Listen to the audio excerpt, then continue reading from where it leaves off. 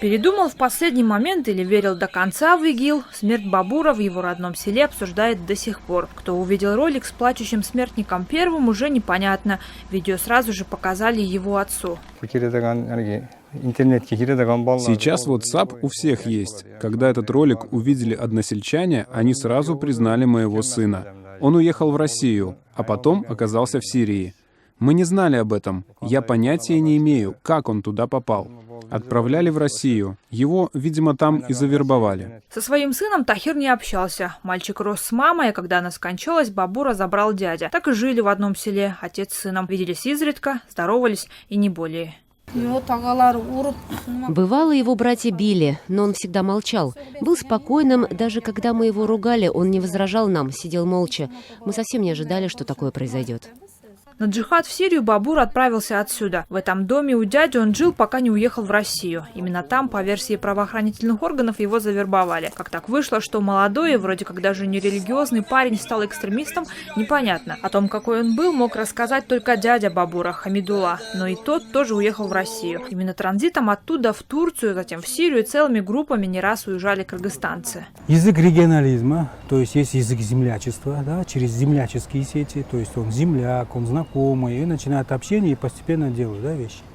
И, естественно, есть особые каналы людей, которые вербуют через социальные сети, например, тот же Twitter, да, тот же Telegram, например.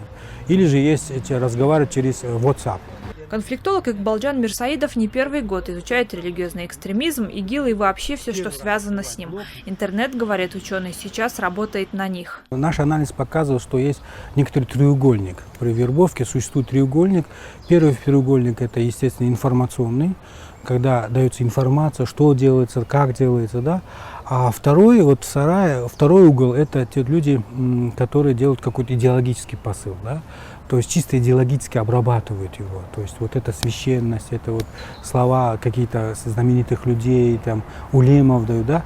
А третий угол, да, он дает некоторую логистику, каналы. Как можно выехать, куда можно выехать. Так, например, вербует невест боевиков, воюющих с армией Асада. Двух таких женихов, по предположению МВД, Кыргызстана задержали в городе Джалалабад прямо во время совершения обряда бракосочетания. Мы приехали домой, провели никах, и сразу после этого нас поймали. Девушку, по версии милиции, Махмуд собирался увезти в Сирию. Сам бывший узбекский подданный, сейчас гражданин Турции.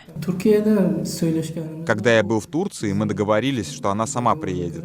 Но, несмотря на обещания, она этого не сделала, и у меня возникли подозрения. Всю переписку с задержанным показывает оперативный сотрудник местного УВД. Именно под его руководством с Махмутом общалась подсадная утка. Их двоих до этого сводит некая Фатима. Вот она пишет, что уже не раз отправляла девушек из СНГ в Сирию. Вот говорит, что маджахедам там не хватает жен. При этом сама сводница живет в Иране. За каждую завербованную женщину Фатима получает свою долю, объясняет оперативник.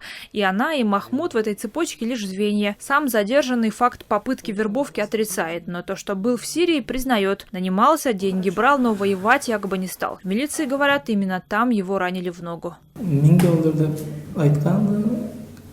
обещали там $1000, но дали всего 150. Обманули меня. Я поехал туда только из-за того, что они обещали мне дать денег. Сказали, будешь воевать, но из-за проблем со здоровьем я вернулся. В эти дни на территории боевых действий в Сирии находится по меньшей мере около 500 кыргызстанцев. Значительную часть из них завербовали именно посредством интернета.